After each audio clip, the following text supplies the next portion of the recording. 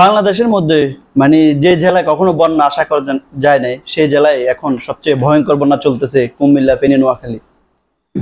সর্বকালের সেরা বন্যায় বলতে পারেন। এই বন্যার মধ্যে যে ফাউন্ডেশন বলেন, যে সংগঠন বলেন, যারা অঙ্গ সংগঠন ছিলেন, যারা এই বন্যার সময় কুমিল্লা, ফেনী, নোয়াখালী মানুষকে সহযোগিতা করছেন, ত্রাণ দিয়েছেন, যে যে পার্সন সহযোগিতা করছেন, তাদেরকে অসংখ্য ধন্যবাদ। কুমিল্লার মানুষের পাশে এবার দাঁড়ানোর জন্য, ফেনী মানুষের পাশে দাঁড়ানোর জন্য এবং নোয়াখালী মানুষের পাশে দাঁড়ানোর জন্য।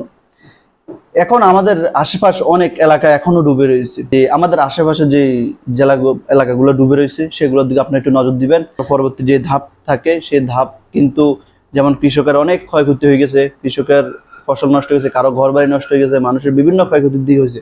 এখন আপনারা কিন্তু বন্যার সময় যেভাবে মানুষকে সহযোগিতা করছেন, কুমিল্লা, নোয়াখালী, ফেনী মানুষকে, আমি আশা করি বন্যা পরবর্তী ধাপে আপনারা এইভাবে মানুষকে সহযোগিতা করবেন এবং মানুষের পাশে থাকবেন।